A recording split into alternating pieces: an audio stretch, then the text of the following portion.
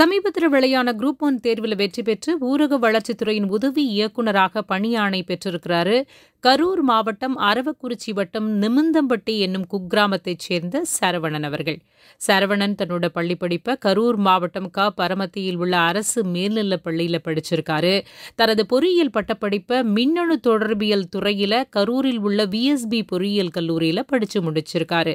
பின்னர் தொலைதூர கல்வி மூலமாக மனோன்மணியம் சுந்தரனார் பல்கலைக்கழகத்தில் இளங்கலை வரலாற்று பட்டமும் பெற்றிருக்கிறார்.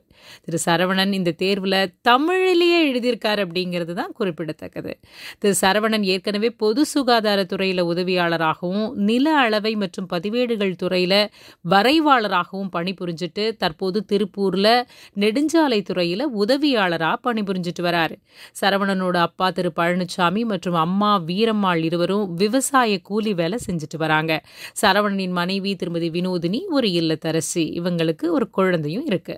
TNPSC குரூப் 1 தேர்வில் வெற்றி பெற்று ஊரக வளர்ச்சித்துறையின் உதவி இயக்குநராக பணியேற்க உள்ள சரவணன் அவர்களுக்கு முதல்ல எங்களுடைய வாழ்த்துக்கள். உங்களை பற்றி சொல்லுங்களேன். வணக்கம், என் பேர் சரவணன். நான் கரூர் மாவட்டம் அரவக்குறிச்சி வட்டம் நிமிந்தம்பட்டி அப்படிங்கிற ஒரு குக்கிராமத்தை சேர்ந்தவர். அப்பா பேர் பழனிசாமி, அம்மா பேர் வீரம்மாள். ரெண்டு பேரும் விவசாய கூலி வேலை தான் செஞ்சுட்டு வராங்க. எனக்கு ஒரு மூத்த சகோதரி ஒருவர் உள்ளார். அவர் பேர் பிரேமா. எனக்கு திருமணம் ஆயிடுச்சு. என்னுடைய வாழ்க்கை துணைவியின் பெயர் வினோதினி. எங்களுக்கு ஒரு ஆண் குழந்தை உள்ளது. நான் பள்ளி படிப்பு 1ஆம் வகுப்பு முதல் 12ஆம் வகுப்பு வரை அரசு பள்ளியில் தான் பயின்று முடித்தேன். பிறகு VSB பொறியியல் கல்லூரியில் என்னுடைய BE ECE படிப்பை படித்து முடித்தேன். அதன் பிறகு மனோன்மணியம் சுந்தரனார் பல்கலைக்கழகத்தில் தொலைதூர கல்வியின் மூலமாக இளங்கலை வரலாறு பட்டப்படிப்பு பயின்று முடித்தேன். இது தமிழ் வழிக்காக பயின்று முடித்தேன். தற்பொழுது நான் நெடுஞ்சாலைத்துறையில் உதவியாளராக பணிபுரிந்து வந்துகிட்டு இருக்கிறேன். கடந்த குரூப் 1 தேர்வில் ஊரக வளர்ச்சித்துறை உதவி இயக்குனர் பதவியை தேர்வு செய்துள்ளேன். உங்களுடைய தொடர் முயற்சியால் இப்போது நீங்கள் ஒரு குரூப் 1 அதிகாரி. எப்படி இருக்கு உங்கள் மனநிலை? மிகவும் மகிழ்ச்சியாக உள்ளது. நான் இதுக்கு முன்னாடி 2016 ஜனவரி 24 group 2A exam first attend பண்ணேன். அதில் பொது சுகாதாரத்துறையில் உதவியாளராக தஞ்சாவூர் மாவட்டத்தில் பணிபுரிஞ்சுக்கிட்டு இருந்தேன். பிறகு நில அளவை மற்றும் பதிவேடுகள் துறையில் வரைவாளராக பணிபுரிஞ்ச ஒரு வருஷத்துக்கு மேலே. அதன் பிறகு தற்போது நெடுஞ்சாலைத்துறையில் உதவியாளராக பணிபுரிஞ்சு வந்துகிட்டு இருக்கிறேன். இப்போது ஒவ்வொரு கட்டத்தையும் தாண்டி தற்பொழுது குரூப் 1 அதிகாரியாக பாஸ் பண்ணதுனால எனக்கும் மகிழ்ச்சி, என்னுடைய குடும்பத்தாருக்கும் மிக்க மகிழ்ச்சியாக இருக்குது. ஏற்கனவே பணியில் இருந்துக்கிட்டே இந்த தேர்வுக்கு உங்களை நீங்கள் தயார் செய்வது அப்படிங்கிறது எப்படி சாத்தியமாச்சு? உங்களுடைய நேர மேலாண்மை பற்றி சொல்லுங்களேன். பணியில் இருந்துக்கிட்டே படிக்கிறது ரொம்ப சிரமமான காரியம்தான், கடினமாக தான் இருந்தது. தினமும் காலையில் 4 மணிலேருந்து 5 மணிக்குள்ளே எந்திரிச்சிருவேன். அலுவலக நேரம் காலையில் 10 மணிலேருந்து 5:45 வரைக்கும் அலுவலக நேரம். நான் காலையில் 4 to 5 மணிக்குள்ளே எந்திரிச்சு ஒரு 8 மணி வரைக்கும் படிப்பேன். பிறகு சாயங்காலம் ஈவினிங் ஒரு 7 மணிலேருந்து 10 மணி வரைக்கும் படிப்பேன். கிட்டத்தட்ட ரெகுலராக ரொட்டீனாக ஒரு 6 மணி நேரம், வேலைக்கு போனாலும் 6 மணி நேரம் நான் தொடர்ந்து படிச்சுக்கிட்டே இருந்தேன். பிறகு கொரோனா காலகட்டம், இந்த கொரோனா காலகட்டத்தில் 1 இயர் கேப் லீவ், அலுவலகம் எல்லாமே விடுமுறையாக இருந்தனால அந்த கொரோனா காலகட்டத்தை பயன்படுத்திக்கிட்டு என்னுடைய முழு நேர படிப்பையும் இந்த குரூப் 1க்காக நான் செலவிட்டேன். இதனால் ஒவ்வொரு பாடத்திட்டத்துக்கும் நான் தனித்தனியாக குறிப்பெடுத்து தனித்தனியாக ஒரு நோட்டு போட்டு எழுத ஆரம்பித்து எல்லா நோட்ஸும் முடிச்சுக்கிட்டேன். குரூப் 1 எக்ஸாம் அப்போது என்னுடைய உயர் அதிகாரி அவர் எனக்கு லாஸ் ஆஃப் பே, சம்பளம் எல்லாம் விடுப்பு கொடுத்தாரு. அதனால் இந்த எக்ஸாம் என்னால் பாஸ் பண்ண முடிஞ்சது. இந்த தேர்வை எழுதலான்னு எப்போ முடிவு பண்ணீங்க? அதுக்கு காரணம் யார்? நான் முற்றிலும் கிராமப்புற பின்னணியை கொண்ட ஒரு நபர். ஃபஸ்ட்டு இந்த அரசு பணி TNPSC போட்டித் தேர்வு கிராமப்புறத்துல எல்லாம் விழிப்புணர்வு கிடையாது. என்னோடய சித்தப்பா தான் என்னோடய குருநாதர். என்னோடய சித்தப்பா 2013 நடந்த TNPSC குரூப் 4 தேர்வில் பரீட்சையில் பாஸ் பண்ணி உள்ளே போனார். இப்போ தற்பொழுது டெக்ஸ்டைல் இன்ஸ்பெக்டராக இருக்கார். அவருடைய வழிகாட்டுதன் பேரில் தான் நான் இந்த அரசு பணிக்கே வந்தேன். பிறகு ஒவ்வொரு முறையும் நம்ம உயர் அதிகாரிகள் அவர்களை பார்க்கும் பொழுதும் ஒரு மாவட்ட ஆட்சியர் அலுவலகத்துக்கு செல்லும்போது மாவட்ட ஆட்சியரை பார்க்கும் பொழுதும் நம்மளும் எப்பொழுது இந்த உயர் பதவிக்கு அடைவது என்று எனக்குள்ளே ஒரு எண்ணம் ஓடிக்கிட்டே இருந்துச்சு. அதனுடைய வெளிப்பாடு தான் இந்த அளவுக்கு நான் வந்து எக்ஸாம் பாஸ் பண்ணி முன்னாடி வந்ததுக்கு காரணம். நீங்கள் முழு தேர்வையும் தமிழில் தான் எழுதுனீங்க அப்படின்னு கேள்விப்பட்டோம். எப்படி? நான் 1ஆம் வகுப்புலேருந்து 12ஆம் வகுப்பு வரைக்கும் தமிழ் வழியில் தான் பயின்று முடித்தேன். அதன் பிறகு பிஇசி வந்து படித்து முடித்தேன். பிறகு தமிழ் வழிக்காக மனோன்மணியம் சுந்தரனார் பல்கலைக்கழகத்தில் இளங்கலை வரலாறு பட்டப்படிப்பு பயின்று முடித்தேன். எனக்கு சிறு வயதிலிருந்தே தமிழின் மீது சற்று ஆர்வம் அதிகம். அதனால் 10ஆம் வகுப்பு 12ஆம் வகுப்பு 10ஆம் வகுப்பில் 90+ மார்க், 12ஆம் வகுப்பில் தமிழில் 190+. தமிழை நேசித்ததன் காரணமாகத்தான் இந்த தமிழ் வழியில் முழுசாக பரிச்சு எழுதுறதுக்கான காரணம். போட்டித் தேர்வுன்னு டிஎன்பிஎஸ்சி மட்டும்தான் எழுதுனீங்களா இல்லை வேறு ஏதாவது தேர்வு எழுதுனீங்களா? நான் முழுக்க டிஎன்பிஎஸ்சி எக்ஸாமுக்கு மட்டும்தான் ப்ரிப்பேர் ஆகியிருந்தேன். 2 முறை குரூப் 2 எக்ஸாமும் 2 முறை குரூப் 4 எக்ஸாமும் தேர்ச்சி அடைஞ்சிருக்கிறேன். தற்பொழுது இந்த குரூப் 1 எக்ஸாம் தேர்ச்சி பெற்றிருக்கிறேன். அவ்வளோதான்.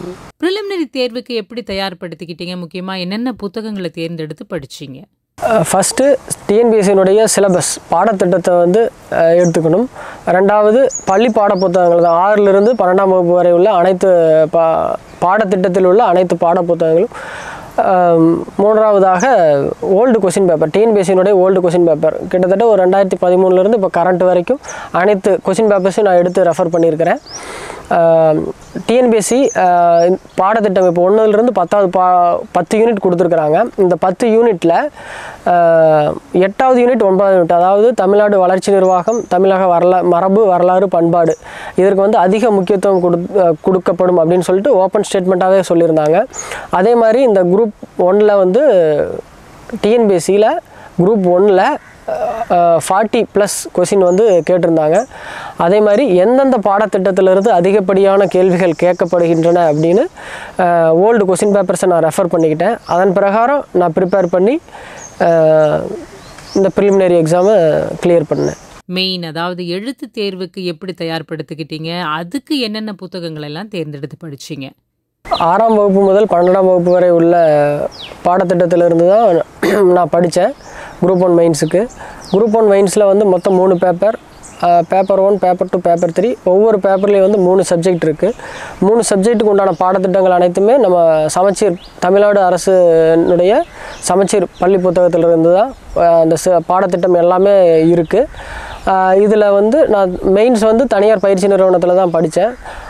அவங்க சில மெட்டீரியல்ஸ் கொடுத்தாங்க. ப்ளஸ் அதுவும் இல்லாமல் நம்ம பள்ளி பாடப்புத்தகத்திலேருந்து நான் வந்து குறிப்பெடுத்துக்கிட்டேன். ஒவ்வொரு பாடத்துக்கும் ஒவ்வொரு நோட்டு போட்டு தனியாக எழுத ஆரம்பித்து ஃபுல்லாக கம்ப்ளீட் பண்ணிட்டேன். ப்ளஸ் மெயின்ஸுக்கு வந்து என்ன சொல்ல, ஒரு குறுகிய மனப்பான்மை இல்லாமல் ஒரு பரந்த நோக்கத்தோடு படிக்கணும். ஏன்னா நம்ம கேள்விகள் டிஎன்பிஎஸ்சியில் கேட்கப்படுற கேள்விகள் வந்து ரொம்ப எளிமையானதாக இருக்கும். ஆனால் அதில் வந்து கருத்து ஆழம் மிக்கதாக இருக்கும்.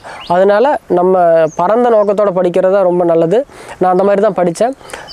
நியூஸ் பேப்பர் தினமணி, தி இந்து தமிழ் திசை, இந்த நியூஸ் பேப்பரை வந்து ரெகுலராக டெய்லி வாசிப்பேன். அதில் தினமணி நியூஸ் பேப்பரில் கொடுக்குற அந்த தலையங்கம், அந்த எடிட்டோரியல் பேஜ் வந்து ரொம்ப உதவிகரமானதாக இருந்தது.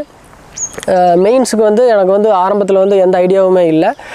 காஞ்சிபுரம் மாவட்டத்தை சேர்ந்த ஒரு அண்ணன் திரு நாகராஜ் அவர்கள் தான் வந்து எனக்கு மெயின்ஸுக்கு முழுக்க கைட் பண்ணார். நோட்ஸ் எப்படி எழுதுறது, ஆரம்பத்தில் எப்படி தயாராகிறது அப்படின்னு சொல்லிட்டு அவருடைய வழிகாட்டுதல் மேலே தான் நான் இந்த குரூப் 1 தேர்ச்சி முக்கியமாக மெயின்ஸ் தேர்ச்சி அடைந்ததுக்கு காரணமே அவர் தான். நேர்முக தேர்வை எப்படி அணுகுனீங்க அப்படின்னு சொல்லுங்களேன். அதுக்கு எப்படி தயார்படுத்திக்கிட்டீங்க உங்களை? நான் நேர்முக தேர்வு ஆரம்பத்தில் வந்து எனக்கு ரொம்ப பயமாக தான் இருந்தது. காரணம் என்ன, நான் வந்து பேசிக்காக ஒரு அமைதியான நபர், யார்கிட்டையும் அதிகமாக பேச மாட்டேன். நான் மொத்தம் குரூப் 1 இன்டர்வியூக்காக வந்து 7 மார்க் இன்டர்வியூ வந்து அட்டன் பண்ணேன். இந்த 7 மார்க் இன்டர்வியூ வந்து ஒவ்வொரு மார்க் இன்டர்வியூவிலும் நான் பண்ண கரெக்ஷன்ஸ், நான் பண்ணின பிழைகளை வந்து அவங்க தெளிவாக எடுத்து சொன்னாங்க. அப்பல்லோ, மனிதநேயம், சங்கர், வெற்றி, இந்த இன்ஸ்டியூட்லாம் வந்து நான் மார்க் இன்டர்வியூ அட்டன் பண்ணேன். இந்த ஒவ்வொரு மார்க் இன்டர்வியூலையும் current affairs based questions, departmental questions, subject based analytical questions, இந்த எல்லா விதத்துலேயும் கேள்விகள் கேட்டாங்க. அவங்க கேட்கப்பட்ட கேள்விகள் நான் எப்படி ஆன்சர் பண்ணினேன், எந்தெந்த மாதிரிலாம் பதில் சொல்லலாம் அப்படின்னு அவங்க என்னுடைய பிழைகளை வந்து சரி செய்யறதுக்காக கமெண்ட் சொன்னாங்க. அதை நான் வந்து சரி செஞ்சுக்கிட்டு குரூப் 1 இன்டர்வியூ அட்டன் பண்ணேன். அதனால் வெற்றிகரமாக என்னால் முடிச்சிக்க முடிஞ்சது. பயிற்சி வகுப்பில் ஏதாவது சேர்ந்தீங்களா இல்லை நீங்களே உங்களை தயார்படுத்திக்கிட்டீங்களா? நான் வந்து ஃபஸ்ட்டு டிஎன்பிஎஸ்சிக்கு புதுசில் வந்து 2015 to 16 வந்து ஒரு கலை ஐஏஎஸ் அகாடமி அப்படிங்கிற ஒரு பயிற்சி நிறுவனத்தில் வந்து என்ட்ரன்ஸ் எக்ஸாம் எழுதினேன். அந்த என்ட்ரன்ஸ் எக்ஸாமில் வந்து பாஸ் பண்ணங்காட்டில் நான் ஃப்ரீயாக ஃபீஸ் இல்லாமல் உள்ளே போய் படிக்க முடிஞ்சுது. அப்போ போட்ட அடித்தளம் வந்து எனக்கு இப்போ வரைக்கும் பயனுள்ளதாக இருந்தது. இந்த ப்ரீவியஸ் குரூப் 1க்கு வந்து ப்ரிலிமினரிக்கு டேஃப் ஐஏஎஸ் அகாடமியில் வந்து நான் ப்ரிலிமினரி டெஸ்ட் பேட்ச் ஜாயின் பண்ணி ப்ரிலிமினரி என்னால் கிளியர் பண்ண முடிஞ்சுது. அடுத்து குரூப் 1 மெயின்ஸுக்கு வந்து சென்னையில் தனியார் பயிற்சி நிறுவனத்தில் படித்தேன். அடுத்து தேர்வு எழுத நினைக்கக்கூடிய இளைஞர்களுக்கு உங்களுடைய அறிவுரை என்ன? இளமை காலத்தை மிகவும் கடினமாக்கி கொண்டால் முதுமை காலம் வளமானதாகவும் வசந்தமானதாகவும் இருக்கும்.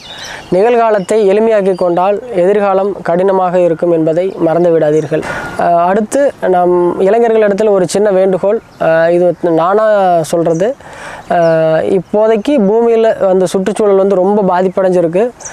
ஒவ்வொரு இளைஞர்களும் வந்து தானாக முன் வந்து உங்களால் முடிஞ்ச அளவுக்கு மரத்தை வளருங்க, இந்த பூமியை சுற்றுச்சூழலை காக்க வேண்டும் அப்படின்னு கேட்டுக்கிறேன். இவ்வளோ நேரம் எங்களோடு உங்களுடைய கருத்துக்களை பகிர்ந்து கொண்டதற்கு மிக்க நன்றி. நன்றி. வீடியோ உங்களுக்கு பிடிச்சிருந்தா லைக் பண்ணுங்க, ஷேர் பண்ணுங்க, சப்ஸ்கிரைப் பண்ணுங்க, கமெண்ட் பண்ணுங்க, பெல் ஐக்கன் பிரஸ் பண்ண மறந்து போயிடாதீங்க. அப்பதான் நாங்கள் போஸ்ட் பண்ற வீடியோவோட நோட்டிஃபிகேஷன் உங்களுக்கு வரும்.